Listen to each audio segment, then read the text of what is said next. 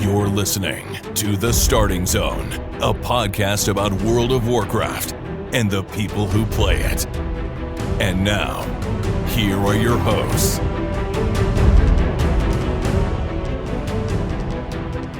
Well, hello and welcome to The Starting Zone, the podcast about World of Warcraft, the people who play it. Today is December 13th, 2023, and the 14th, 2023, and my name is Spencer Downey. Thank you so much for listening and subscribing to the podcast. I'm joined today, as always, by my co-host, Jason Lucas. Jason, how are you doing on this fine Thursday? Spencer, I'm here. We're both here.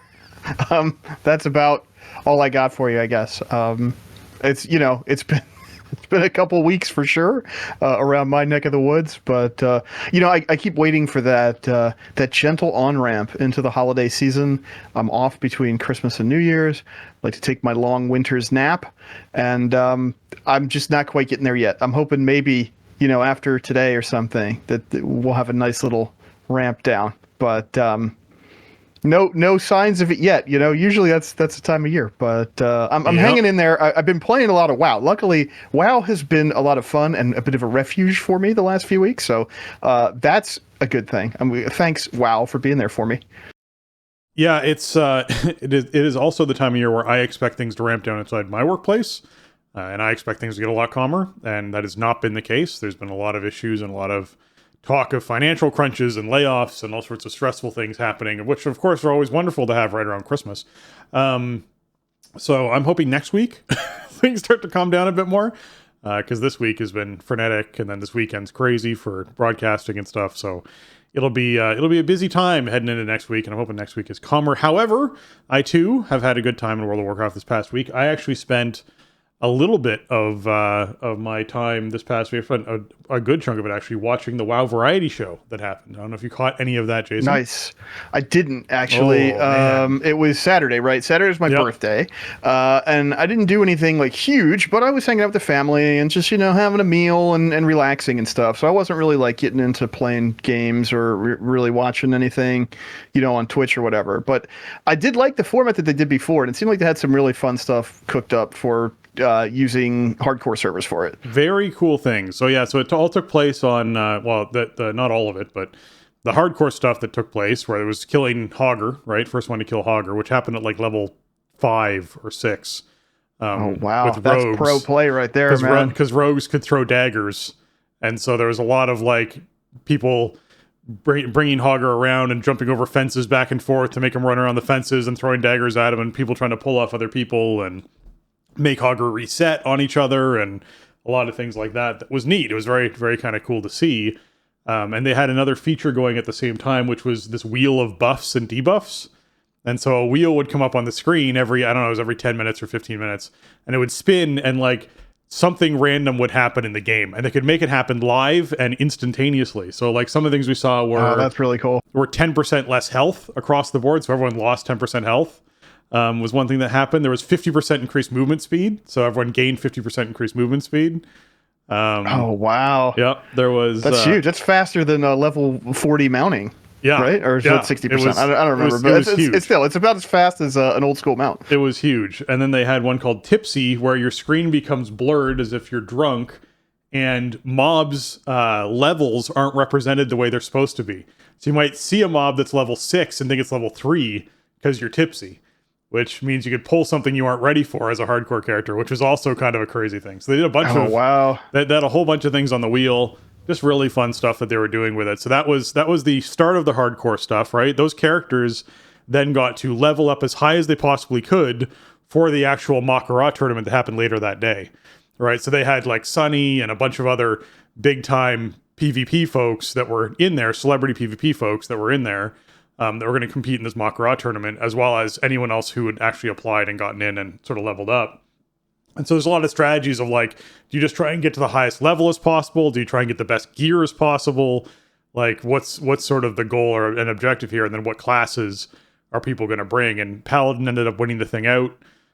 Sunny got second place as a Frost Mage against, as a mage in general, against a Paladin. He actually beat a Paladin to get into second place.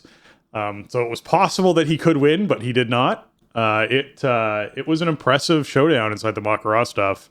If both players did not win in a 10-minute period, the admins dropped them from the sky and killed both characters. So, oh wow, there was pressure to actually fight. That's awesome. I'm glad they had these tools to like manipulate the server in like real time for the players to kind of play against the admins in a way. That's really cool. It was very cool. So I mean, overall, the thing was actually quite fast paced and fun to actually watch, which we haven't seen in a lot of different WoW events. Sometimes they've sort of found slow or kind of doldrums. They went from one thing to the next pretty quickly, which definitely kept me interested. So I think they did a good job with that. And then, of course, they had the Season of Discovery, Black Fathom Deep's race, right? Raid race that took place. And it was neat to see some of the teams trying out different strategies for that. I think one team's goal was to pull the entire place in like 12 pulls or something, or 7 pulls or something really ridiculous, where they were just going to do these huge, giant group pulls. And you saw some really high-performing DPS, and all the characters that they were bringing were their current characters on Season of Discovery. So it took place on Season of Discovery live servers is where the race took place. Okay. So there were some teams that obviously had, gotten better luck with gear in the first few resets that had happened, or some teams that were obviously more familiar with the raid than others. But in general, it was pretty tight. I mean, the first team won, I think, by just a few minutes over the second, and they were a few minutes over the third. So it was good to see, but overall, I just think it was a good variety show. They did a good job with it, and so I wanted to highlight it here at the top just because it was worth watching, and I'll be looking forward to the next one that they do. That's awesome. And I think like the sandboxy nature of Vanilla WoW, we've talked about this before, but especially when you have these different flavors of it, like the seasonal stuff and the hardcore stuff, it really presents them an opportunity to do something different with a spectator event like this, or a community participation event. Even you have a little bit of both. You have some people participating in it, and then you have a spectator event. That's cool. I think in a lot of ways, vanilla lends itself to that better than retail because the scale of everything is so much smaller, and it's probably in some ways it's probably more simple for them to manipulate some of that stuff where you have like Hogger and you have a PvP duel, like you can do stuff to that to make it, to spice it up and to kind of, mix it up for the players. And for people who want to participate, the whole thing takes place below level 20, which means you don't exactly have the most buttons to deal with and mechanics to deal with. And like, there were certainly some tricky things, like people picking up, there's a particular quest you can do in Goldshire that gets you these bombs that you can throw. And so people were like hoarding these bombs for certain fights to try and use these bombs to blow up their opponent, quickly, or like use an execute almost in these situations. Sunny was using them to essentially use polymorph as an interrupt. So he'd polymorph someone who was casting and then throw a bomb at them immediately to break the polymorph. Things like that, like just neat little tricks that people would pick up that sort of separated people from the crowd. But at the same time, like, you're still talking about like 6 buttons that someone can press in this situation. Right, yeah, you don't have that many spells, So it is something that's pretty accessible, I would say, for a lot of players, and pretty relatable for a lot of players. So, and it's neat to showcase what you can do even at a low level. So yeah, I think overall it was a good event. So I'm glad that that took place. And like I said, I'll look forward to the next one. And how was your past week in World of Warcraft? Oh man, really busy. I mean, last time we spoke was what, Tuesday last week or Wednesday last week? I guess it was Wednesday. So I had Wednesday, Sunday, Tuesday, Wednesday raids and Keystone nights in addition to some other stuff. So last week we finished at 8 of 9 heroic. We ended up killing Smolderon with a big group, like 24 or something, like way bigger than we had killed before. I think we pared it down to like 18 for the initial Smolderon prog kill. That fight just sucks with a bigger group. Straight up, and it's unfortunate, but that's the reality of it. The platform doesn't get bigger. The circles go out on as many people or as in the group divided by 2, and the platform is as big as it is. But with that many people, actually, Tindral felt easier. It didn't feel as punishing with a bigger group. The positioning requirements aren't as tight as long as everybody does the mechanics right. When the seeds go out, that's pretty hectic. You have to be careful.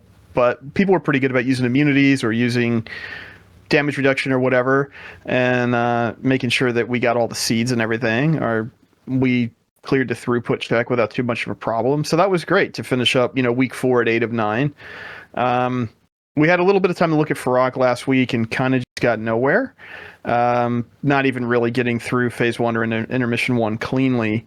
But But then, so this week we came back through and started back up. We're still doing normal unlock, but the normal unlock is not great in this raid if you're trying to save time, because you still have to kill 5 bosses in order, to get through to Farrak loot, right? Like, you have to kill the first 2 bosses to get to the bridge to Smolderon, to then kill Smolderon and then kill Tindral and then kill Farrak. And that takes, like, even on normal outgearing and everybody knowing what to do and you're just kind of zooming through, that still takes half an hour, 45 minutes, something like that, which cuts into raid time. So what we did this week was I brought my Guardian Druid, which is not like particularly well geared for normal raid, but it doesn't matter that much. And it's a character that I like and I want to play, but I have really no interest in raiding right now. Like, he'd sort of be, second in line behind the monk for alt nights or whatever. So I figured, okay, I'll just go up until Tindral's dead, and then we'll just stash that ID. So we'll just do Farrak to start the week every week now, and we don't have to go back to these other 5 bosses. But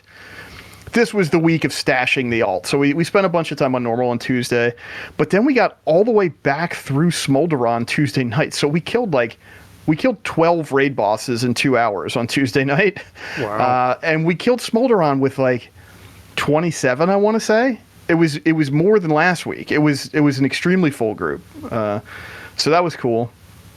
Last night we went in, and it didn't take very long to clean up Tindral. And again, I think we had 27. No, I think we had a full 30 for Smolderon on Tuesday. I'm sorry.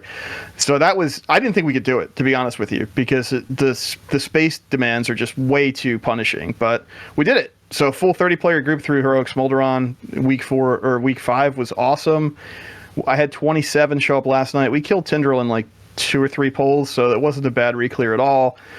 But we started getting into Farrak and kind of getting into the nitty gritty. We used Vantis runes. We had a cauldron for potions, and it was like, okay, we're trying to prog on this. So use your consumables, get all of your stats, do what you can do.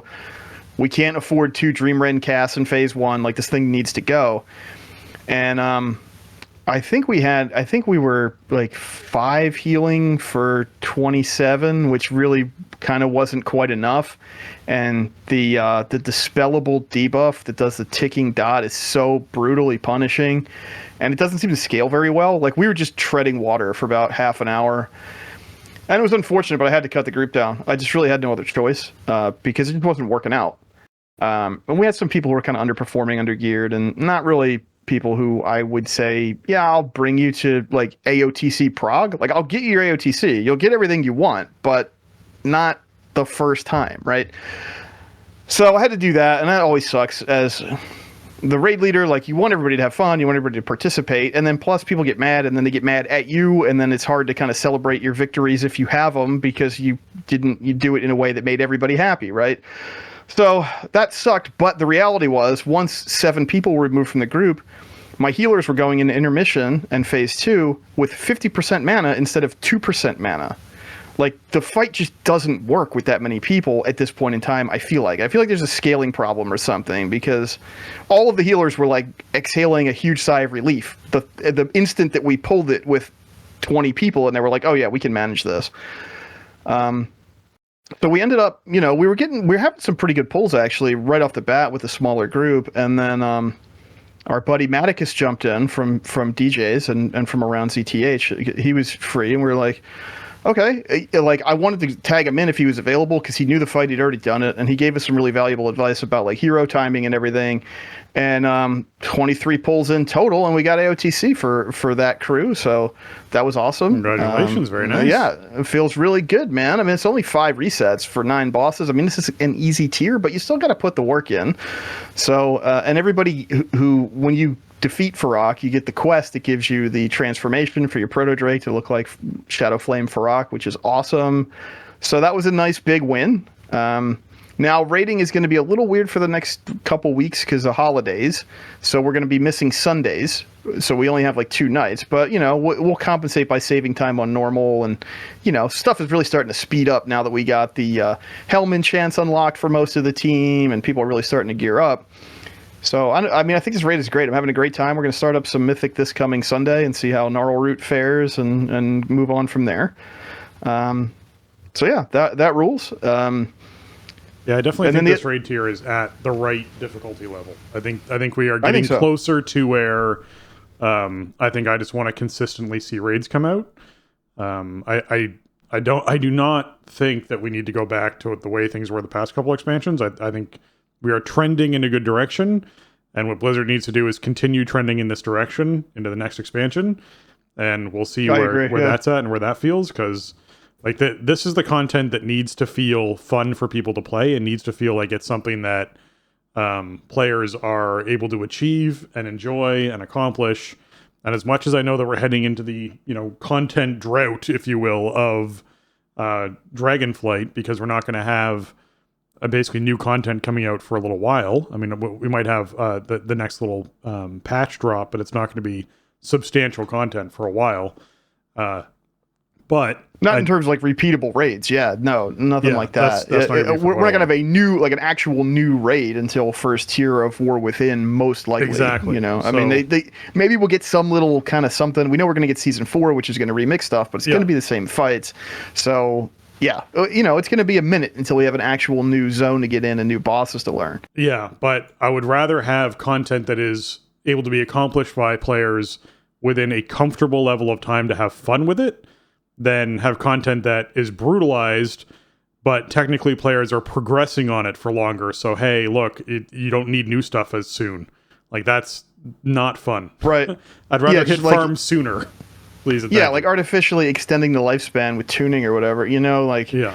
I mean, just go back just not even 2 full years, I guess, to Sepulchre, and it was just, okay, here's our weekly, like, Anduin laundry nerf list of Anduin hotfixes. Yeah, like... And that was a cool fight, but it was just so overtuned for so long, and even after all the changes. I mean, I'm not saying that Amir Drasil's perfectly tuned or whatever, and I'm sure it's that trending in the right direction. I know a lot of, I'm sure a lot of teams are progressing on it and hitting roadblocks for sure. And I'm not saying that, I don't know. I just feel like Amir Drasil hits that stride a lot better than other raids have. I mean, I thought Aberrus was good for that too. Vault was a nice breath of fresh air after Shadowlands raids, and then I thought Aberrus was better than that. I think Amir Drasil is better than that one. Right. So yeah, I mean, the space looks cool, the fights look cool, they're fun to do. They read well. It's not like you have to have some real arcane knowledge of like what's happening in a fight to understand what you're supposed to be doing. You kind of like look at your screen and you just react to it, like it feels great. I'm having a great time in there, and I'm looking forward to checking out, just dipping a toe into Mythic and farming some stuff out in Heroic and Normal, and hopefully we start getting some axes soon. That would be fun. Yeah. Did you want to wrap up your M+ victories this week real quick? Jeez, Mythic Plus has been so busy. It's like unbelievable. This season has just been going great. I've kind of landed with a great group of people to play with. My crew that I would kind of run with weekly throughout like a lot of BFA and Shadowlands and into the beginning of this expansion is all gone except for one guy, and he and I still play together, on a scheduled basis for keys. But he also usually only has time to do one after raid, and then I kind of want to do more. And now that, we kind of have the ZTH crew and we have just a lot more interest in the game right now, I'm finding a lot of people who are willing to run, and I think the tuning for the season feels pretty good. So last week, I finished above 2,700 rating and got all of my teleports unlocked. I was running with one of my Resto Shaman buddies, and who was just like carrying me through stuff. Like, I know Resto Shaman's not super meta, but neither is Prot Warrior, so we just make it work, like having that extra interrupt is a really big deal in Mythic Plus huge, at the moment. Yeah. So Resto Shamans definitely have a place, not to mention it's a guaranteed heroism, which means that you also have that like, I can bring a very different variety of DPS because I don't need to have heroism from the DPS side. Yeah, taking that extra box is awesome. Yeah, and it helps really too with stuff like Throne of the Tides, where you have that on the last boss, you have that distant ad that's casting, like I don't have a grip. So and I've been playing with one of my Resto Druid buddies too, and we've just been grabbing whoever is around. We got a lot of people that we kind of rotated through. One kind of comp we've been running is Prot Warrior and Resto Druid or Resto Shaman, and then a DK and a DH and an augmentation evoker, and I have some very high skilled DH players that I play with, and stuff just deletes. It's great. It's really cool. So I mean, all my seasonal goals are already done. As of the end of week 4, and then this week we timed a plus 22 last night. I'm up to 2768 rating. My rating for season 3 is higher than I got to in season 2 already. And I've done like 1920s in time, whereas in season 2 I did 30. So that kind of shows you the interest level in the game right now, I think, as much as anything, because people are willing to run, people are interested in doing stuff. I have like a pool of players that I'm comfortable with pulling from. I would also add just in here, it's also a better dungeon pool, in my opinion. This is one of the best dungeon pools we have seen. Yeah, actually, it kind of took me by surprise. I wasn't expecting to like this pool as much as I have. Yeah. But I think the tuning is fair. Everything feels pretty good. Like there's stuff that is harder than others.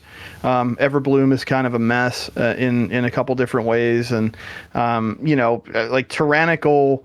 Murazan's Rise, those bosses can be really punishing in terms of just like throughput requirements. But really, I mean, when you look at kind of where you want stuff to feel in the upper teens, low 20s range, I think it came pretty close, like out the gate. They made some adjustments to just make it more fair, in terms of the size of different abilities and stuff. Like, oh, this looks like it's 6 yards, but it actually hits you 8 yards away. Like they clean that up. And I don't know, man. I'm having a great time in there. I'm just blazing through aspect crests. I'm getting everything all leveled up. I got my 3 crafted pieces maxed out, and I got a helmet out of Vault this week on the myth track. So I catalyze that for a set piece, and then I dump some aspect crests onto it, and I'm up to like 481 item level, and I'm actually sitting on 60 aspect crests for next week to get my next crafted piece. And then like every time I do a keystone, I just funnel that into whatever my next highest thing is that needs to be upgraded. I got the weapon from Farrak last night, the heroic weapon. So that's pretty nice. Not the axe, but like the one-hander that he drops. So, I mean, yeah, Dragonflight stuff has been just fantastic, just having a blast and just feeling very rewarded for the time that I'm investing into it, which is the biggest thing. And outside of raid and dungeon, it's like I'm not actually doing that much. You go to Emerald Dream, you have your kind of weekly loop that takes about maybe an hour, to get all that big stuff ticked off, and then like maybe I'll do some world quests here and there, but I don't feel like there's anything I need to get in there and really grind up. I'll grab an alt and do the weekly Emerald Dream stuff, kill the world boss, get those kind of free pieces of gear. And yeah, I mean, I don't know. I guess I would spend more time in there if they wanted me to, but I'm pretty happy with like I go pretty hard on raid nights, and then other than that, I'm caught up. Yeah, the loop is a nice loop. I'm sort of falling behind this past week. Well, the current week that we're in. Typically Tuesday I get everything done in that 1 hour loop you talked about, and then just kind of go, all right, I can do Mythic Plus or whatever it is I want to do. I haven't done that yet. My Tuesday was just a lot busier, and so was my Wednesday, and there was a whole other launch of something that I was participating in with some friends. So I was playing something else on Wednesday night, and so it's certainly something where I'll probably get it in over the next few days. But I wouldn't say that I'm waning on my interest for Dragonflight at the moment. I would just say that my brain has finally realized the immediacy isn't there of, oh my god, I have to get this done on Tuesday. I definitely feel like there's an advantage to doing stuff on Tuesdays and Wednesdays where there's just more people doing it, so you can get it done faster and more efficiently and that kind of thing. But I think I've come to, like, my brain's coming back to the realization of, like, these are weeklies. You have the week. Feel free to knock them out at some point during that time. You don't have to do it right away. It is, World Quest bonus event week, so there is some sort of benefit to doing something on a daily when it comes to getting more renown, if that's something you're working towards. And there was a whole other snafu with renown stuff this week on Twitter, which is something that I don't think we've included in the show notes today, but it's probably going to be a topic at some point, with a boost that you can get for your account. But it is one of those cases to me of I think that it's at a good place. I think the game is at a good place as far as pacing goes, and we'll have to see how things continue in the future. Anything else you want to highlight, or should we jump into what's going on this week? The only other thing is season discovery. I hit 25 like late last week after we Oh, okay. recorded. So that was cool. But then I've had like no other time to play, unfortunately. So I'm hoping maybe this weekend, if I get like a little bit of a window, I can maybe, I don't know, hop into some dungeons or something, or go get some of the runes I'm missing, or like maybe hop in a BFD. I don't know, but like unfortunately, I just haven't had the time. I don't have unlimited time, and if I did, I would be doing all of this stuff. But I don't know. It feels like more of a lift for me to sit down and be like, okay, now I got to get into SOD mode. What do I need to do? I need to figure out what's next. I need to okay, I need to network with people, and I don't have the infrastructure. We have a DJ's guild over on Wild Growth, but like I don't have like a schedule that I'm playing on, right? So Yeah. it's a little bit tougher, but I'm hoping this weekend I can maybe start getting into some level 25 endgame stuff. I haven't even done like the PvP event yet or anything. It's just I haven't been able to shift into that mode, and meanwhile Dragonflight, we've just had so much momentum. Everybody's just go go go. So that when I've had an extra night, it's like, well, let's do some 20s or whatever. That's kind of what it's been the last week and a half. Right. Yeah. It's. I mean, I'm still rating it. We did Monday and Thursday again. So it's been fun. I mean, we get in there. We basically are able to clear the whole place within a 2-hour period. We had some new people this week. There is a DPS check for the second to last boss. The penultimate boss is a DPS check boss. So, it is something where, hey, you either have to have the perfect pull with the group that's not quite as geared, or you just stomp it into the ground because you meet the DPS check and everything feels fine and you just truck through it. So, right.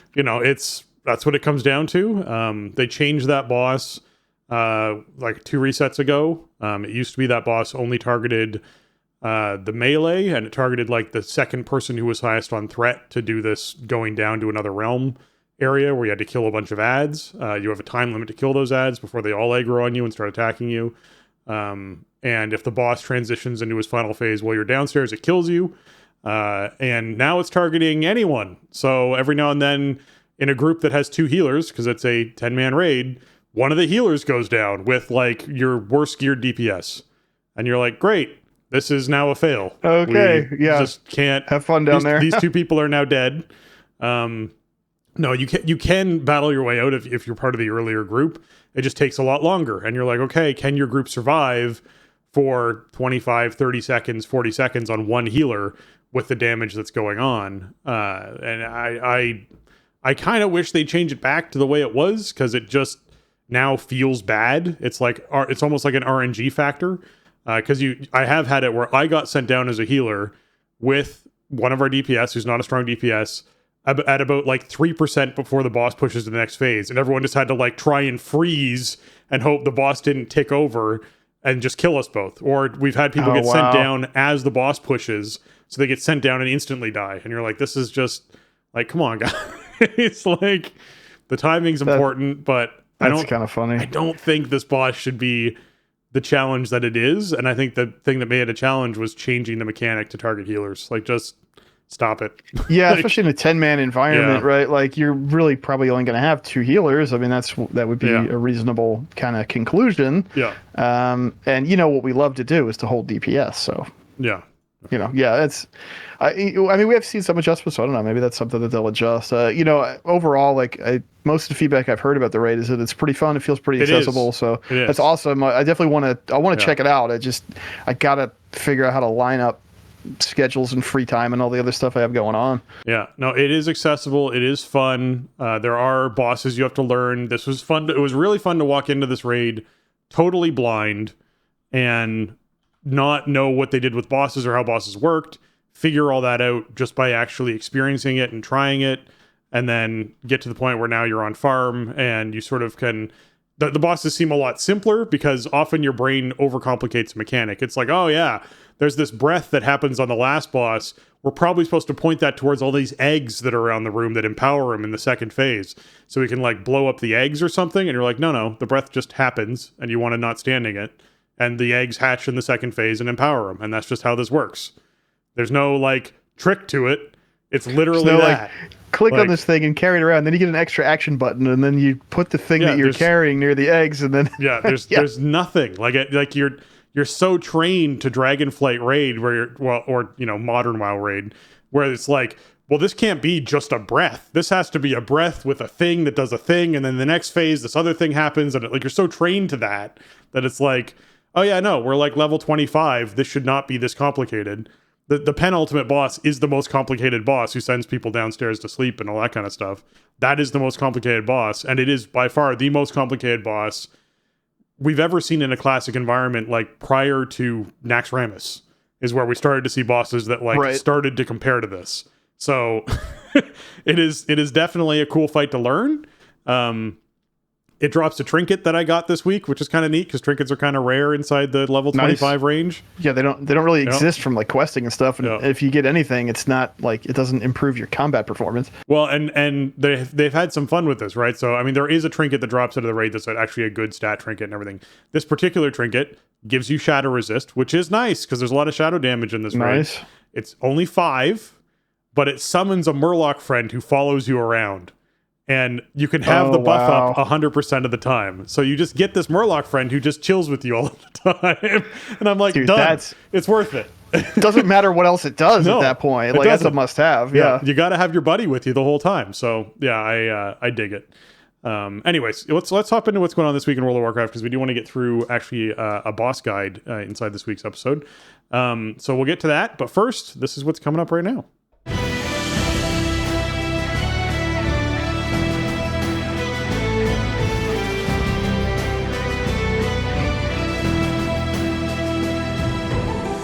All right, this week in World of Warcraft is the World Quest bonus event, meaning that there's a quest out there for you to pick up, which allows you to get yourself an even more reputation for basically all the major factions, and this time it's including Lone Niffen and Dreamward. Oh my god, and Dream Wardens. I didn't even look at that part of the quest. Yep. That's huge for completing 10 World Quests, and all the reputation gains from World Quests are increased by 50%. So this is your catch-up week.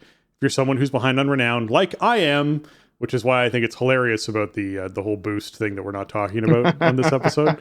We'll make sure it makes it into the next episode when there's been more fallout that's happened around it, I'm sure. I mean, I wonder if we'll get any kind of response, but yeah, I mean, there is a big update to this with this patch, which is that, yes, before this was just the 10.0 factions, but now it's Lone Niffen and Dream Wardens. Yeah. So Lone Niffen really got the short end of the stick here, but hey, you know what? If you never finished that rep, if you didn't play 10.1 very much, you get a free rank for doing 10 World Quests with Lone Niffen.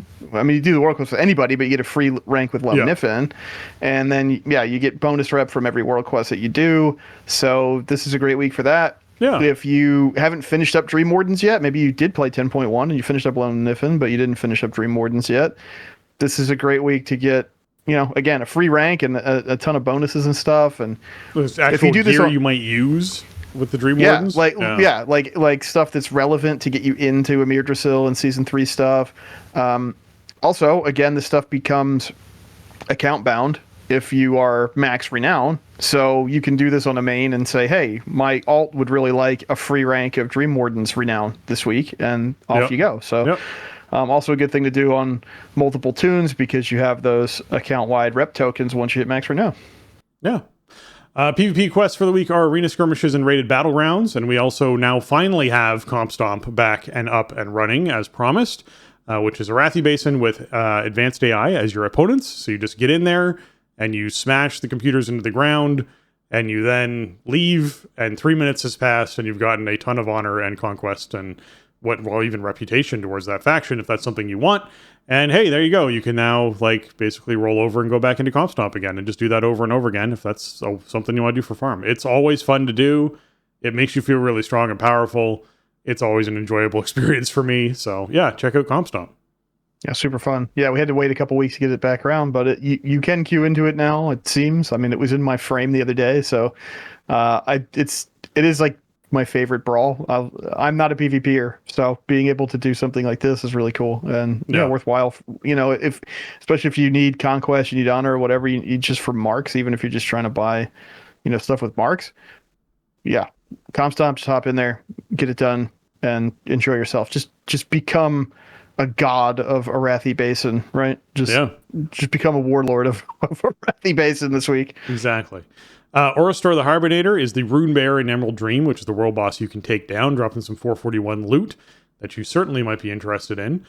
This past week, I happened to get my Rune Bear appearance, which made me very happy. Nice. So I can now roll around as the Bark Bear, which I enjoy being. So that made me very really happy. cool. It is cool. Like I have like I have the Mage Tower Bear and like one of the variants of the Mage Tower Bear, and so like I usually use that because it's cool to show it off because you can't get it anymore. But like the Rune Bear just cool, kind of straight up looks better. Like it's just a better looking version of that basically. So I don't have it yet. But I haven't been doing the world boss religiously on my Guardian. I got to make sure I start doing it though, because I got to unlock that. Exactly. Yeah. No, I've definitely enjoyed it. So it went on immediately. I put away my white bear from the Mage Tower that I enjoy oh so much, and then threw on this one. And yeah, it's certainly fun to roll around in. So definitely pick it up. All right, Mythic Plus affixes for the week are Fortified, Entangling, and Bolstering, meaning non-boss enemies have 20% more health and deal increased damage. While in combat, Entangling Vines periodically appear and snare players, and when any non-boss enemy dies, its Death Cry empowers nearby allies, increasing their damage by 20%, which stacks. A Fortified week with Bolstering, always ugly. Always ugly. However, it's not increasing their health anymore with the Bolstering, so, there's just that. Like, that's the one plus about this. Entangling can be a pain, and it can certainly catch players out as far as boss fights, as well as trash, having to adjust, having to move, choosing to eat the stun. There's decisions to be made around Entangling. It isn't the hardest affix, but it is one that you have to pay attention to regularly. And you can get lost in the middle of combat and end up being stunned and not even realize that you've had Entangling. So some sort of weak aura or warning is certainly recommended for something like that. You can shapeshift out of it or, use any kind of snare to get rid of Entangling as well, if that's something you want to do. However, just keep in mind that this week with Fortified Bolstering, trash is going to hit very hard, and you're going to be able to build a boss in the sense of build something that can one-shot your tank if you're not being too careful. Places like Everbloom will not be fun when it comes to trash because it's already heavy trash, and then you throw in the fact that the trash is now hitting very hard from Fortified, and it's hitting even harder because it's getting bolstered by things dying around it. That's something. Same thing with Waycrest Manor. Both of them could be potential issues as far as this goes. But I would say this is like a mediocre Fortified week. This isn't the hardest Fortified week we could see, but it's not the easiest. I'll go with that. I've seen a lot of people. Easier? I'm leaning towards easier, but I'm cruising right now. But again, I'm only doing like 20 into 22 range. So I'm not trying to push. I've seen a lot of grousing online about bolstering this week, and I assume these people must be doing 25s or higher. Well, and as soon as you're doing keystones that high, keep in mind the pulls are very different. You're pulling substantially more mobs at the same time, and you can definitely have a situation where you accidentally build a boss or not everything dies at the same time or something's outside of the group casting or whatever it is, and that thing becomes a one-shot machine that you have to be careful about. Now when a mob is bolstered, you can interrupt it, you can crowd control it. Right, it's not like raging. But if a mob has something that you can't interrupt or crowd control, then that's still going to go off, right? It's not like there are things that aren't. It's this mob isn't stunnable or whatever, and it has something that targets a random person, or it has some kind of volley kind of nuke that you can't interrupt. That could be a big problem. I would say probably avoid Everbloom this week. The Lashers are on death effect eligible, so you will have those big pulls with 10 Lashers in them, and then that's bad news. I straight up haven't done Everbloom this week.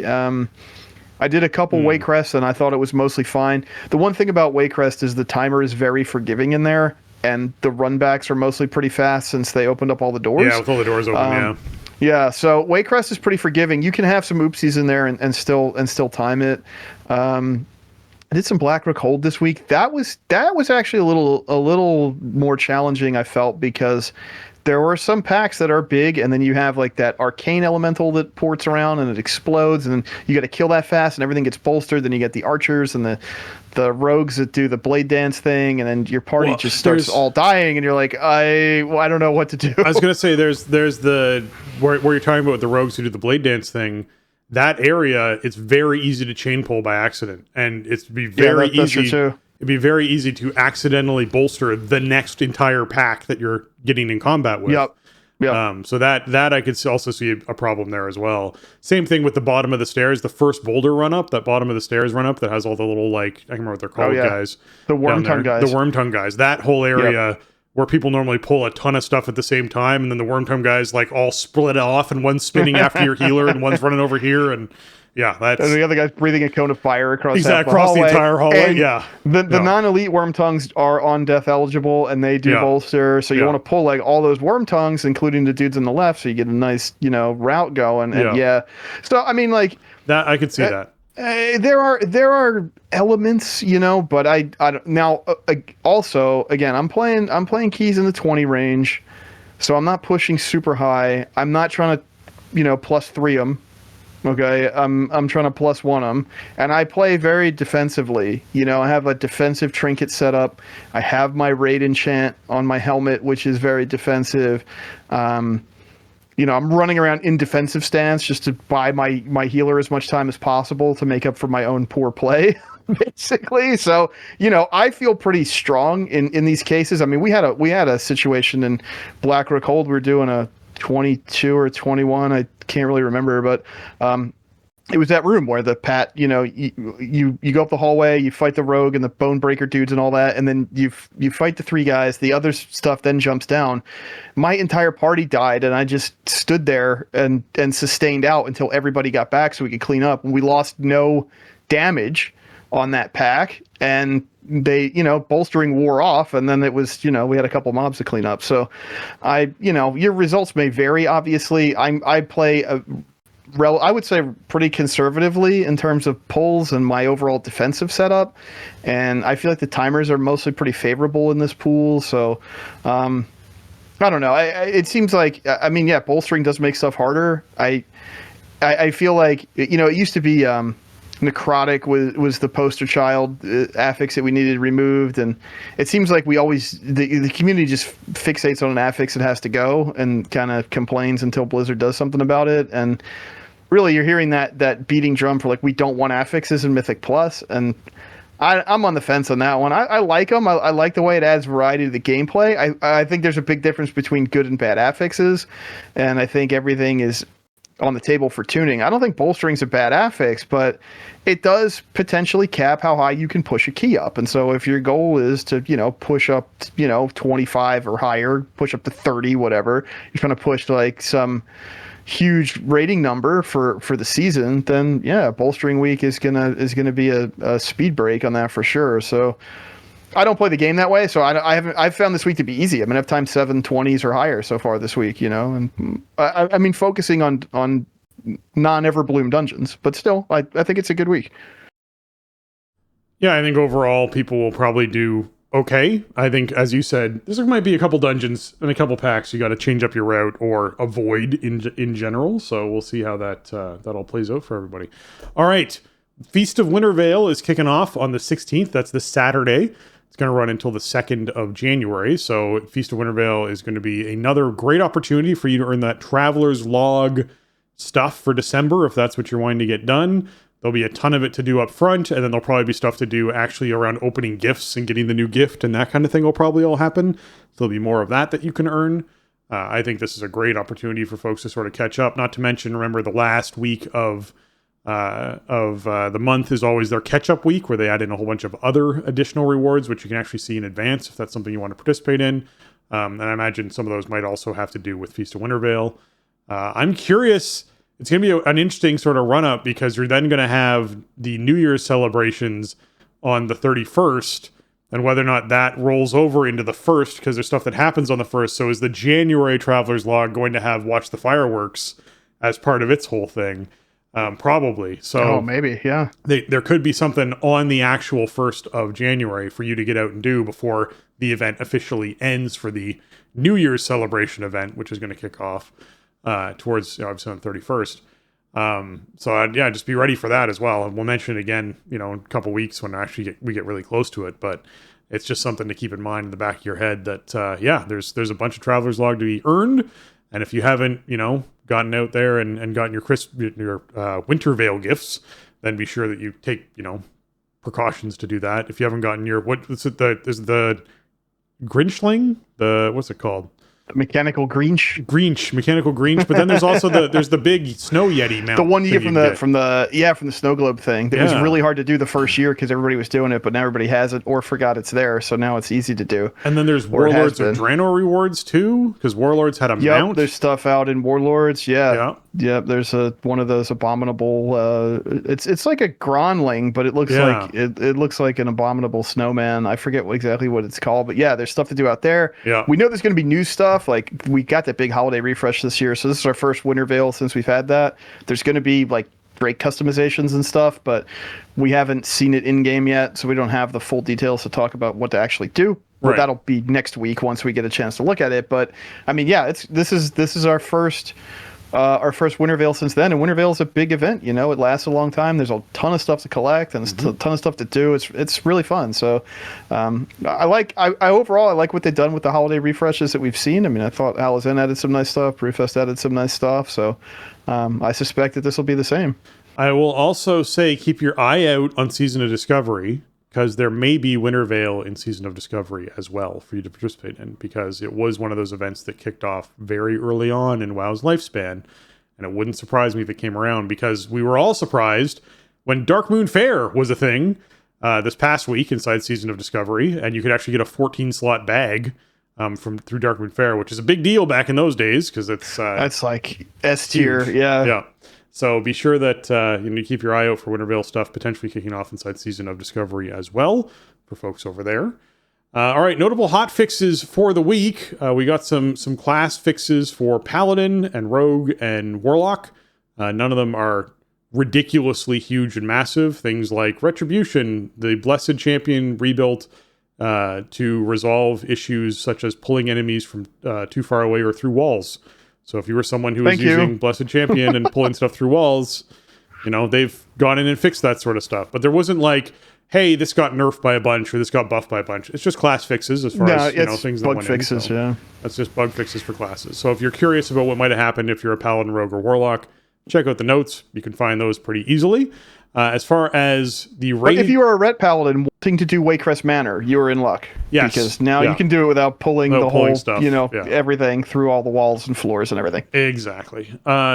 So speaking of dungeons, we now know that Blackrook Hold, they addressed an issue with the fell vomit where the line didn't visually attach to players. I actually experienced this. This was a very strange thing. So I was glad that they resolved that issue. In Darkheart Thicket, they updated Rotheart's Keeper's Vial blast radius to match the size of the Vial Mushroom. Again, great to have something where the actual size of something matches the visual for something. So you're not getting hit by it. Those mushrooms are like one shot or maybe two shot, especially on like a Fort Week. Yep. They were affecting a larger area than the graphic. So you'd be standing next to the mushroom and thinking, I'm safe, and then you would die because it was actually an 8-yard radius. So thank you for fixing that. Yeah, and then a similar kind of thing. They updated the model used by Ink of Ozumat to reduce the visual base the visual effect FX at its base. So another sort of visual effect getting tuned to sort of help people out with that one. So this is huge. Some people were using a weak aura or something to alter the way the boss looked. I don't know how that really worked, but it was really hard to tell what was the safe space near the boss and what was the stuff you had to clean up and what was the no spot underneath the boss. They kind of just shut off a bunch of that inky, pulsating effect, and so now much cleaner on the floor to understand. Okay, I stand here. This stuff goes there. We clean this up and then we rotate around, and much appreciated. I think that boss is way better now. Yeah. Smolder on, this might have helped you guys out. They fixed an issue where players would sometime gain multiple stacks of Ignite Essence from one Living Flame as opposed to only getting the one stack. So perhaps people not getting I don't know. Yeah, you don't want any of that. Yeah. You don't want you want what you're supposed to get, not more than that. Yeah. They fixed an issue on Mythic difficulty where Seeking Inferno could explode twice as opposed to just the one time. So that's good. Again, you just want these things going off once, not twice. Smolderon really trying to compensate for not being as cool as Ragnaros. Apparently, it's like just pulling out all the stops. Like, okay, all my stuff's just gonna hit twice then. Yeah, they went through Tindral Sage Swift as well, and the fire beam number of beams spawned per pulse was reduced to 6 from 8. They also made the lingering cinders duration reduced to 2 seconds from 3. The pulsing heat damage is reduced by 33%. They addressed an issue where Mass Entangle could fail to root tank players. So, hey, heads up, tank players, you might need some escapes or some blessings from Hands of Freedom helping you out there. They also addressed a performance issue that caused the server delay at the start of the encounter. So if you notice some weird hiccup and then suddenly the fight would begin, Sylvanas had this back too, where you'd pull the boss and the first 8 or 10 seconds would just be frozen and then suddenly you'd be caught back up again. And then they did... Yeah. This wasn't that bad, but it would hitch and it would be really weird because you'd be expecting the boss to do something and everybody be playing, but the boss is just kind of waiting. Yeah. So yeah, that was nice. Something about bosses in outdoor rooms with multiple platforms, maybe. But yeah, Tindral fixes feel really good. The fire beam change is nice, and the pulsing heat damage reduction really nice. So, this was one of those deals where we killed it on heroic, and then it immediately got nerfed, which we always joke about, right? Like once we can do it, then that means it's time to nerf it. I guess I don't know. We're the gatekeepers for some reason. It's just how it works out, but. Yeah, Tindral's the fight we've probably seen fixed the most so far, and it does have a lot going on, so it kind of makes sense. But overall, I don't think it's too bad on the non-mythic difficulties. So it was a concern, because you have the flying portion and all that, and you have all these all these mechanics layered on top of each other. But I think overall it came out okay, compared to like Anduin or something, which was the hotfix king of Sepulchre and maybe of all time. Yeah. If Tindral's going to be the hotfixed boss here the most, then it's already in better shape. True. All right, item-wise, we actually have some meaningful item fixes here. One of them, actually, I experienced this. They fixed an issue where the large renown bag of Dragonel supplies just could have a Dream Warden's tabard in it. I just got it. It was the weirdest thing to open a bag and just get a tabard and be like, what? Okay. I got a couple tabards out of a couple bags last week. They were just handing tabards out everywhere last week. Yeah. I didn't know what was up with that, but yeah, that happened. The Ashes of Ember Soul will now reset when a raid encounter ends. So, heads up, your stuff's working, but your trinket's working better for that, it's working better now. It's a trinket. It just wasn't resetting. Yeah. Yeah. The Ember of Nullification is now an eligible item for agility and strength specializations. So you can now roll need on that if you want it. The spiked counterweight damage has been increased by 20%. The Zertax unhatched egg sac summons is now affected by secondary stats, which is huge. So keep that in mind. Worm's Bountiful Chest can now be purchased from Archdruid Hamel Rune Totem as intended. As the Nature's Cradle should now work on renown items purchased from Moon Priestess Lasara. And Nature's Cradle should now work on Dream Warden's renown items that were converted at the Catalyst. So your Nature's Cradle is your socket consumable for Season 3. Yeah. So if you were having trouble, if you bought one, if you had already had such a bad vault that you went and got a socket, first of all, I'm sorry. A lot of people and second have of all, then you've had the insult to injury where you can't apply it to an item. You should check again because it should work now. Exactly. Incandescent Essence will now soulbound when used. It is no longer usable on account-bound items, and its effects will only trigger for level 70 characters. This is the Helm enchant. Yes. And this was usable on heirloom items. Yes. This is a fun detected one. Come on, Blizz. Yeah. No, I mean, it makes sense. But yeah, that was kind of funny there for a couple days. I guess just a day. I don't know. If this is the item that you get for getting 50 of the drops from raid bosses, and then you turn it in and you get an item, which you can reuse. It's sort of like an augment rune, but what it does is it applies an enchant to your helmet, and it changes based on what your active spec is. It's a decently powerful effect. It's like 2% DPS upgrade in most cases, just for clicking a button one time for your helmet. But yeah, it was not interacting correctly with many items, and they only want this to work on max level helmets. So Yeah. there you go. Yep. That all got fixed and changed up, so keep that in mind. All right, Blue Posts, the Burden of Unrelenting Justice transmog set has been something that came up here, and they did a little Blue Post about it. This is actually probably one of the coolest transmog sets that they were throwing out there for folks. It's been nearly a year since T&W, which is Tawny and Wilder, and the Zenshiri Trade Post have been supplying a variety of delightful mounts, pets, toys, and transmogs to the citizens of Azeroth to celebrate players who earned the monthly special reward from the trading post 12 times. In other words, if you never missed it, you get the achievement Trading Post Enthusiast, along with a new Shifting Color transmog, the Burden of Unrelenting Justice transmog set. This is the Warden's set. Basically, if you've ever seen a Warden from World of Warcraft Night Elf race, it is that transmog set, and it is green and gold as you'd expect it to be.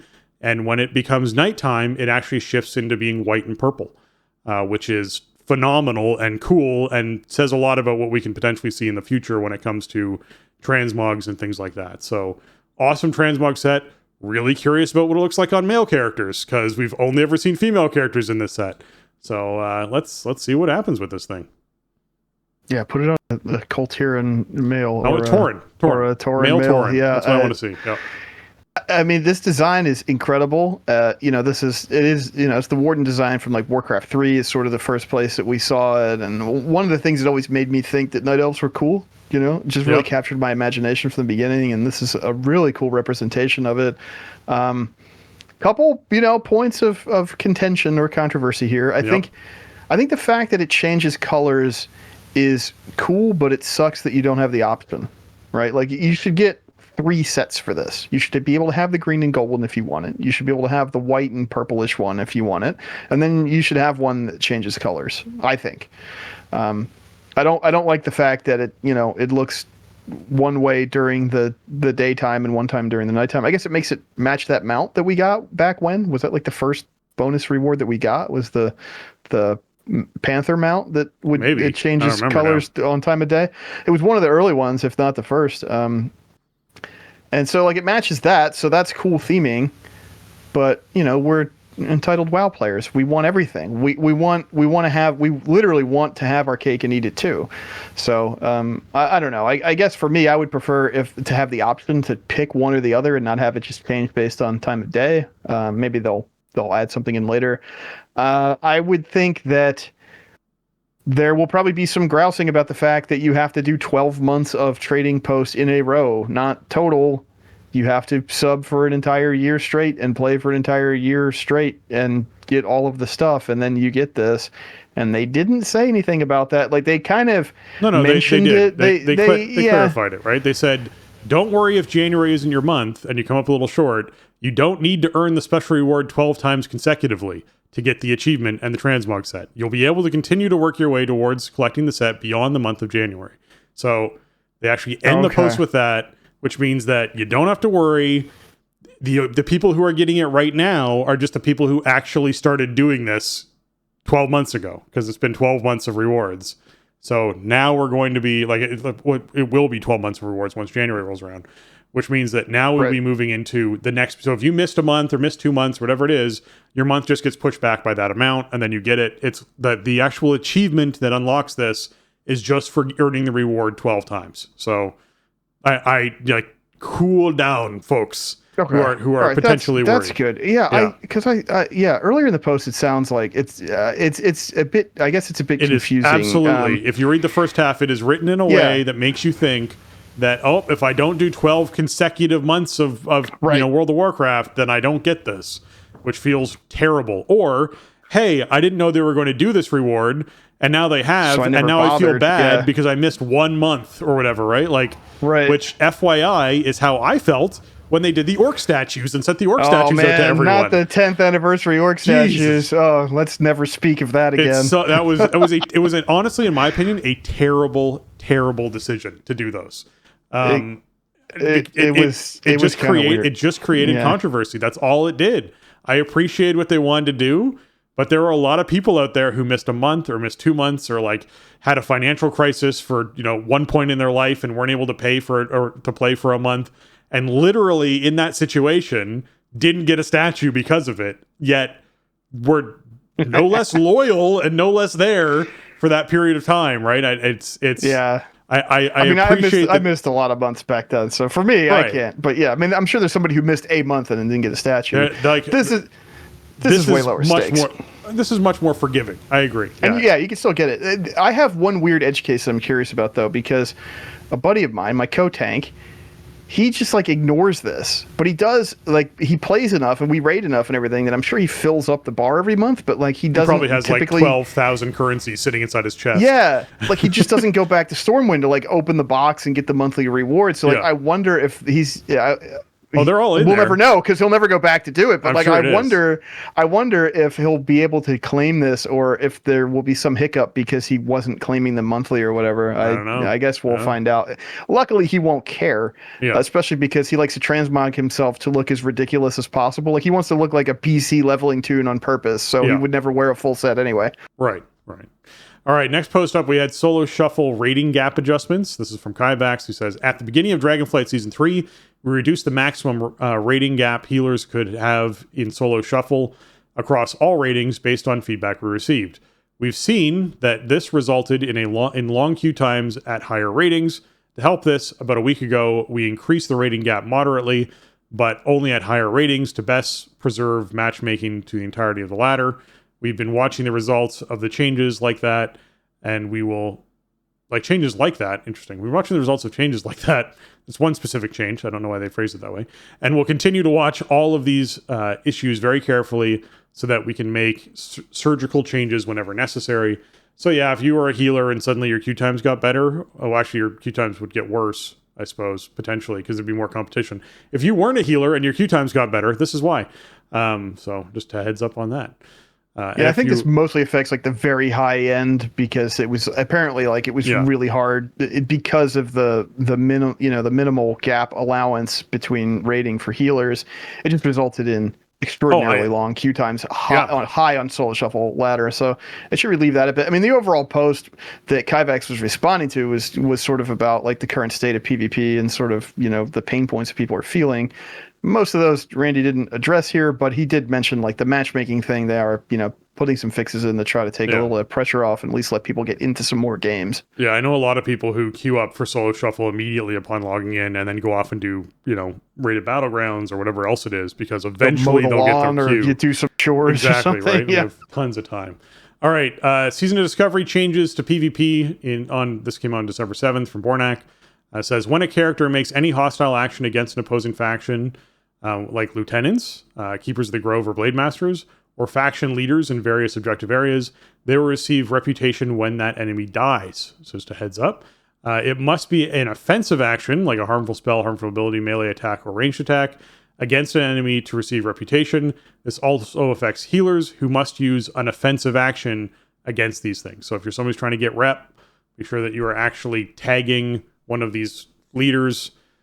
I don't really know how this works in Season of Discovery because these would be level 60 mobs.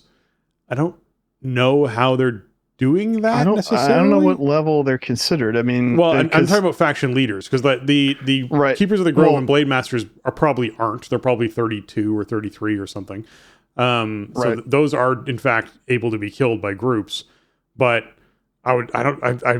maybe they just included faction leaders, or it's something I haven't come across yet. Feel free to poke us inside the Discord or whatnot if you've gone and killed a faction leader on Season of Discovery, because I'm curious. I think they just mean the leader inside the PvP event, the general or whatever that you have to kill to win the PvP event. Yeah, not like go kill Thrall. That's what I was thinking. Like I was picturing going out in open world. I was like, man, that's all 60. Like the guards are 60. It's all 60. Like. That's pretty hardcore, man. You just start doing that. This is just, I believe these are changes just for the Asheville PvP event specifically. You have to kill the lieutenants off to summon the leader, the whatever you want to call it, the general or whatever. So, if you're out there healing, make sure that you tag the enemy NPCs with offensive spells, even if you're healing people, in order to make sure that you get credit. Yep. Characters will receive reputation even if they are dead or no longer nearby, as long as they are still in the zone when the enemy dies. Characters receive 200 reputation for killing the lieutenant, and all members of the winning faction receives 200 reputation when the faction leader dies. The winning team also receives 100 reputation per friendly lieutenant remaining. So just, keep that in mind. You can get a ton of reputation out of this whole thing. The trainees Sentinel Night Saber and trainees Outrider Wolf will now require friendly reputation with the Silver Wing Sentinels and Warsong Outriders, respectively. It was previously honored. And players have 60 minutes to complete the Ashenvale PvP event, up from 30. So a lot more time to actually get in there and participate in the event. That's probably due to, I imagine, drop-off of people in that zone. So this gives more time for more people to get in there and hop into the event itself, which I think is overall good. Yeah, very cool. This event to me it's a cool event. I haven't actually participated all the way through yet, but I've hopped in here and then had to take off and do something else. And it's neat. It's just not why I'm playing Season of Discovery, so it just doesn't keep me or interest me that much, to be honest. PvP and at level 25 just isn't my thing. It just isn't why I'm doing any of this. So yeah, I feel like I got to get in here just to get the mount and everything, and it seems like a pretty low bar to get to friendly rep and everything. So I got to start. I want to start putting some time into this and check it out and see how it kind of flows and get some reward out of it. But I just haven't, like I said at the top, I just haven't really. I haven't been in that mode this week. I wish I could be in both modes at once, but life interferes. I think the thing that kills me about the mount and why I'm just not in a big drive to get it is it only works in Ashenvale. And there's a quest that gives you a portal to the raid from Astronar. So you can actually you never need it to get to the raid quickly, and you only use it in Ashenvale to ride around. So unless you're doing the PvP event regularly, I don't see a big drive for players, like, at least not for me, to get it. If this mount worked elsewhere, then obviously everyone would be trying to get their mount. It's just when it's literally a mount for the PvP event, it's like it's just not gives really you a big, my thing. Mining advantage. In that one zone. Just be doing laps all day. Sure. Making coin. That's what it's all about, man. Sure, yeah. Recent actions against exploited players. This is our November update from Kyvax. The total exploitive WoW accounts in November 2023 were 197,455. All of these actions were for cheating or exploitation, which resulted in permanent bans or 6-month suspensions. This number does not include other actions taken against accounts with character name or in-game language violations. They continue to, evolve their methods to act on these malicious accounts on a daily basis. That's 6,582 actions a day. So they were basically banning 6,500 people every day for either 6 months or a permanent ban, or accounts at least, all throughout November. If you don't think the population of World of Warcraft is large, I don't know what game you're playing, because holy crap. I mean, that's that's the, and again, like I'm sure we're seeing waves of new bot activity in Season Discovery and everything, and it's like just ban the bots is easy to say, but they do ban a lot of bots. It's just it's a never ending battle, man. That is an endless tide that they're trying to stem as best they can, and it's funny. I'm glad they report on this stuff because it's interesting to think about. And I mean, that's just, there's got to be a lot of human element there, right? To identify which accounts are being banned and why and stuff. I mean, I'm sure they have tools there's no way you could have, a team of individual people doing this by hand 6,500 times a day. But, still you do, I'm sure they have people reviewing it and making sure that the correct accounts are getting banned for the correct reasons and everything. I mean, yeah, that's so much activity. It's kind of mind boggling.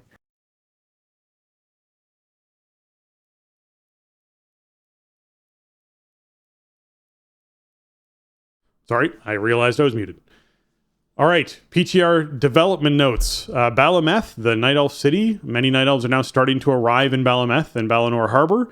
They are settling in, and, in addition, there's new hubs and areas to explore, and islands, and, Night Elf cosmetic treasures, and all sorts of stuff that got added in there. There's also the Azerothian archives. That's now going to be available for testing in the public realm. The scenario, The Big Dig, Trader's Rest, is something that you can check out. The dragon riding worldwide stuff is now available, so you can now dragon ride everywhere. They actually increased the outdoor speed to 85%, up from 80% of dragon riding inside old world areas. So feel free to check that out. Yeah, man. That's nice. I guess they figured they have a little bit more tolerance than they were afraid of, maybe. I mean, we talked about it before when they kind of announced, okay, you're going to be able to dragon ride, but it's not going to be as fast. It's like, well, there's got to be like tech and gameplay reasons for that, right? Like something has to be breaking, but I guess they figured they could go 85, so that's good. Yep. A little bit faster. I'm sure it's going to be plenty fast enough for most of the old world zones. Yep. There are some class updates, but we're not going to dig into them just because stuff continues to develop and change, and there's no real reason to highlight them right now. If you're someone who's actively doing PTR, check out the notes to see what's happening with classes. Nothing major as of yet.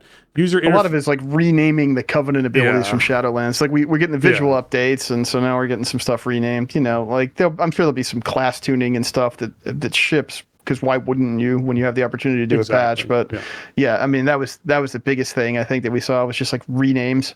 Yeah. The Trading Post catalog now displays a list of all items included in a bundle. Each item is a clickable button that will preview it on your character, and multiple items can be selected to preview together if they occupy different slots. So kind of a neat concept of like, hey, do you want to see what an entire transmog looks like if we sell all the pieces individually or part of a bundle? Or, you know, with one piece on or one piece off, whatever it is. They're just sort of working on that user interface, which I think is good to see. So, you know, nice to see that as well. Okay. That's good. Yeah. I've definitely had a little buyer's remorse with Trading Post stuff where it's like, I think I'm getting more than I'm getting or whatever. So, yeah, that's good. It should show you exactly what you're getting when you spend the limited currency that you get for it. Exactly. All right, Jason, we are going to dig into another raid boss this week. Volcross is on the chopping block. It is said that Volcross, the lava serpent, is so vast that no creature has lived long enough to see him in his entirety. This gargantuan viper coils himself around the Emerald Dream to devour it whole. Wow. Okay. What does this room look like, Jason? Let's talk about room layout. Well, this room is like a big circular arena with sort of like a stone or like metal looking donut that's like surrounded by lava. So you stand on this stone ring that is surrounded everywhere else, like in the middle and on the outside by these lava pools. And, the boss appears in the middle, got a really big hitbox, and you have to make sure that you don't have anything lying on the ground or anything when you finish off the trash in its room so that you don't insta-pull it when it actually, summons from the trash dying. All right. As far as tank mechanics go for this, what's something that you should focus on for tank mechanics? Oh, well, Volcross is fun because it's one of the most tank-wrecking tank wreckers I think that we've kind of seen in a while. It's okay now that we've had a chance to gear up a little bit, but the first week, in like season 2 gear, it was shocking at how hard that we were getting hit by Volcross. But there's 2 things you need to know about, how your tanks need to work together. The first thing is Molten Venom, which is just always going to be stacking up on the current aggro target. The melee attacks stack up Molten Venom. It does fire damage every 1 second. It's a 1 second tick of fire damage, and it increases damage taken from Cataclysm Jaws by 50% for 20 seconds. You cannot afford to take 50% increased damage from Cataclysm Jaws in most circumstances. So what you want to do is have your tanks, your positioning doesn't really matter in relation to each other. It's not like a Saber Lash thing like we had with Agira.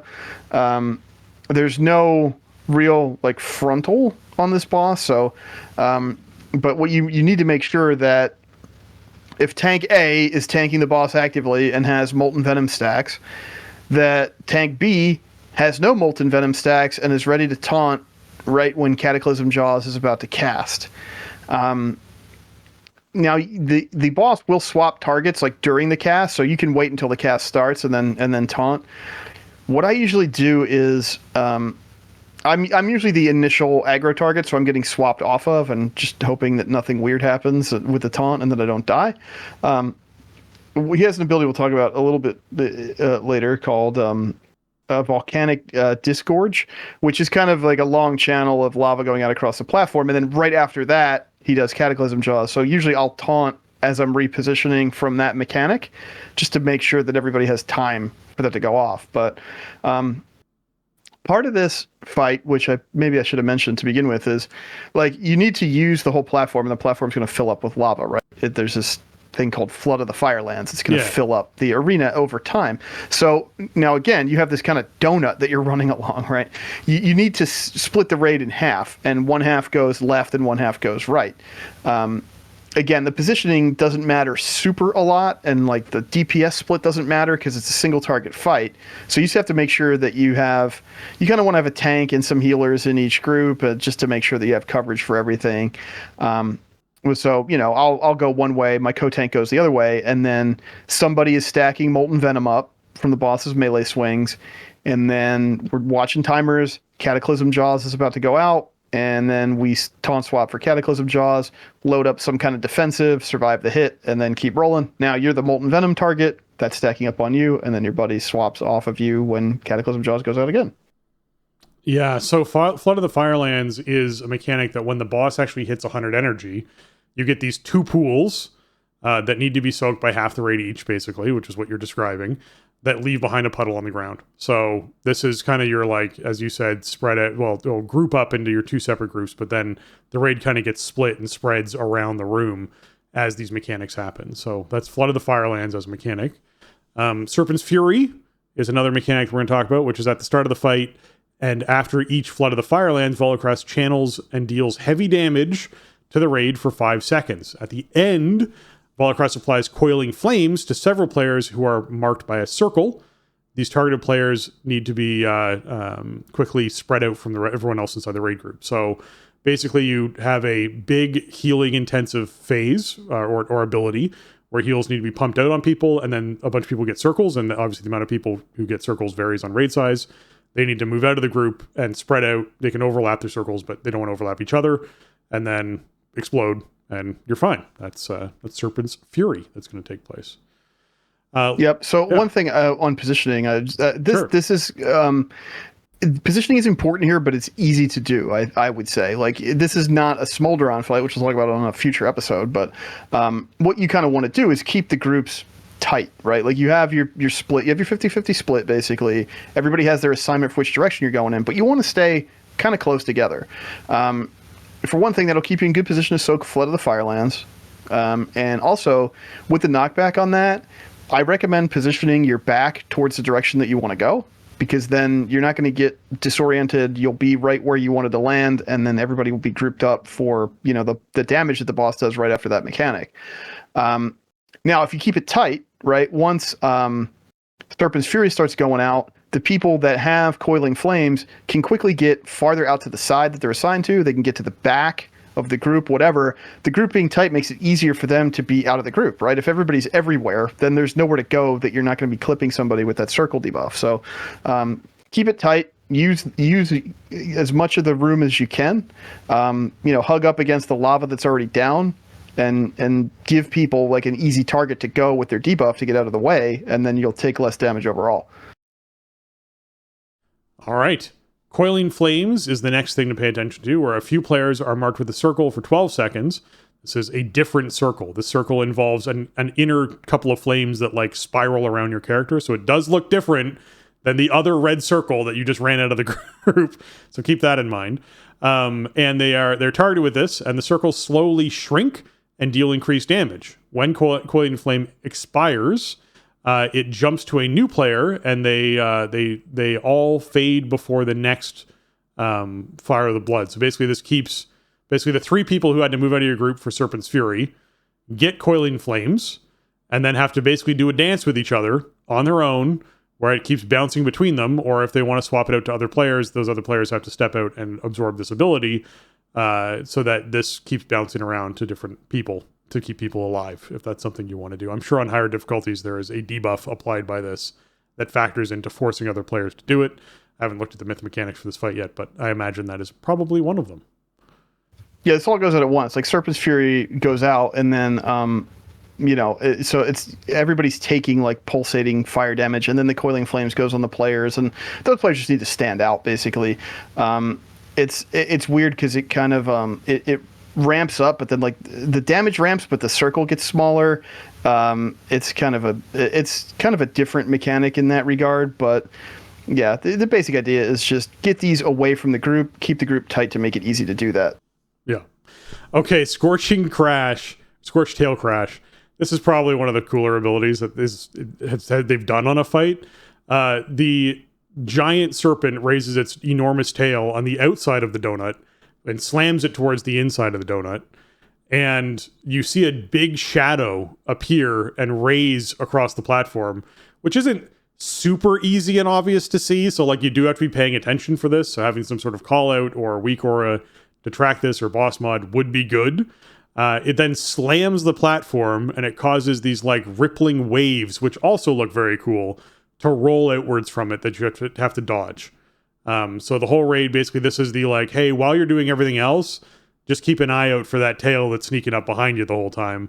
Also, it's a great way to really mess up your camera point of view when it appears directly where your camera is and makes your whole camera just go blind to what's happening and freak out because this giant thing is racing in front of it.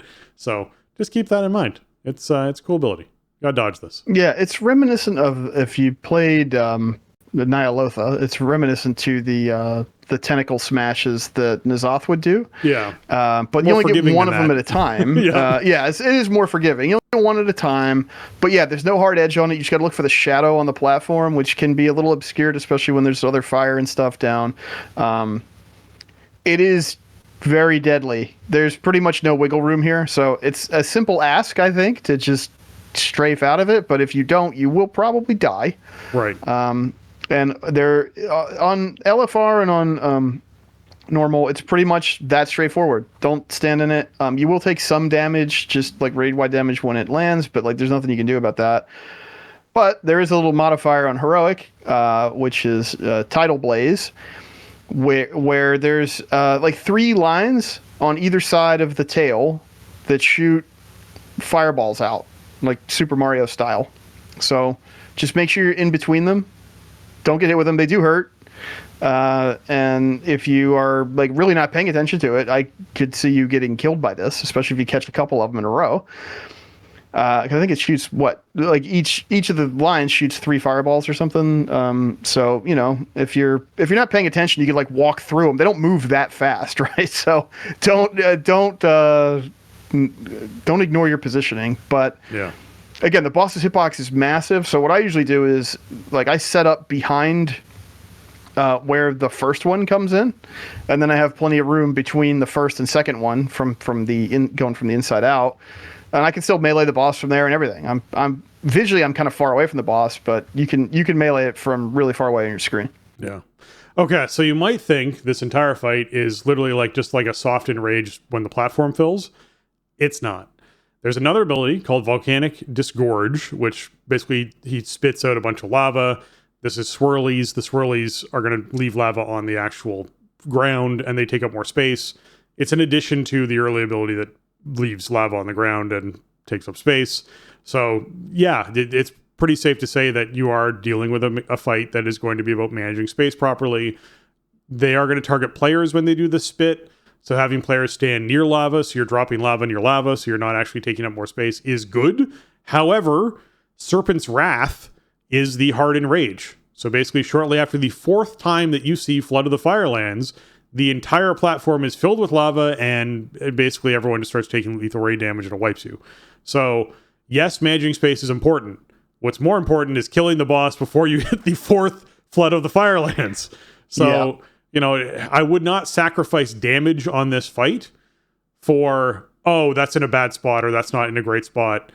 As long as you don't have people basically standing in a line and dropping these swirlies in a line so that you can't dodge anything because you have this line of lava to your left and a line of lava to your right, you're doing okay. You can weave your way through this. It's not terrible. I would say that these circles you don't want to drop near the boss because, hey, melee's a thing and it's kind of a mean move to just drop lava circles all over wherever the melee want to stand. It is better to drop them farther back where ranged have more mobility.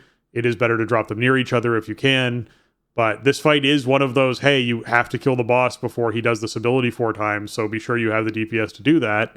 And until your team actually does have that damage, you'll want to, I guess, be a little bit more lenient with where people are dropping things like this in favor of more DPS.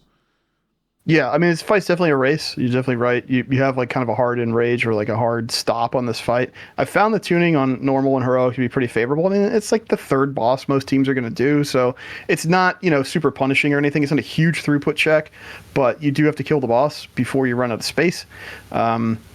Yeah, I mean, what you're saying is on point. Like, if something is somewhere it doesn't really belong, like just deal with it and keep rolling and kill the boss. It's not ultimately that important, because if the boss dies, it doesn't matter if how much space you had left.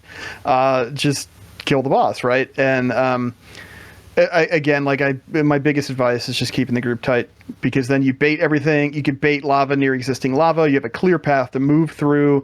You have room for people with coiling flames to hang out in, and then everybody's happy. So overall, I mean, this is a visually super cool boss. Pretty straightforward. It's fun because it has some testing mechanics. It is going to hit your tanks hard. It does have the potential to kill people who aren't really paying attention to positioning or whatever, but it doesn't ask a whole lot of the team. Even for a fight that requires like a group split, it's easy to manage from a raid leader perspective because it's single target. So I think this is a really cool early boss. It just sets a great tone for some of the fire themed bosses that we fight in here, and it's approachable. It's just a cool big monster to go kill, and it's fun managing kind of the tank wrecking abilities and stuff. I think it's a great early boss because I like bosses that are DPS races that aren't super punishing. I can think of a particular one that everyone got stuck on for months and killed a lot of raid teams. So when they're done well, it's good to see that a boss like this can be thrown into a raid as one of the early bosses that people see. Because the mechanics aren't super complicated. Like, the biggest thing that you have to manage is the jumping fire debuff, which really is, hey, move out of the group and, live over there. And if you need to have people swap out, depending on difficulty, have people swap out. But outside of that, it's just don't stand in fire and try and drop fire in your fire. And do damage, right? And a really cool room with a cool looking boss. I think that's a great early boss. I think it's well done. So I'm happy to see it. So yeah. Glad to cover Volcross for the week. All right, man, that's going to move into our patron thank you. I want to give a big shout out and thank you to all of our patrons who contribute to the show. They really mean a lot, especially this time of year. A lot of bills are coming due. A lot of year-end bills are happening, so it's nice to be able to get in there and cover all of that and not have to worry too much about what's going on with the show and hosting the show and managing the show. But I'd like to give a special shout out to Alianas, Arajian, Celian, James, Kapawi, Max, Shorel, and Vespin. Thank you so much for everything you give to the show as well. But yeah, we appreciate all of our patrons, and man, oh man, do you ever help the show be what it is and keep rolling and happening. And even though, we release on a Thursday this week, and I think it might end up being a Thursday next week, we still make sure we get our episode in every week for you all and for us. And it's always fun to chat with Jason and hear what you guys have to say in Discord and on Twitter about what's going on around your World of Warcraft. Absolutely. Thank you, Pedro, so much for the support. It's been a great year for the show. It's been a great year for World of Warcraft, I feel like, overall, and that usually means good things for the show and good things for our community. So thank you all for helping us keep it going. I mean, it's been a never-ending challenge with scheduling and stuff and lining that all up this really whole calendar year, maybe even a little bit longer than that. It's been a year of transition for us at the show, I think, in a lot of ways, and patron support has really helped smooth that out and help keep delivering the show the way that you guys expected, and help us keep our huge archives online and all that stuff. So thank you all so much. And thank you for all the support over the course of this whole year and for as long as we've been doing this. It means a lot. All right. Yeah, man. If you're trying to find our Patreon, you can find it over at patreon.com/thestartingzone, and you can hop in and support the show as well. We really appreciate it. And all the cash goes towards the show and supporting the show and keeping it running. So if you folks have enjoyed this episode of The Starting Zone, consider heading on over to iTunes, Apple Podcasts, and leave us a 5-star review. They really help out our show, and frankly, we love reading them and hear from our listeners. This one comes in from High King Benjamin, entitled The Unplug and Plug-In Podcast I Needed. Been playing WoW on and off since the first day of launch. This podcast contributed to my sticking with the game throughout the entire expansion.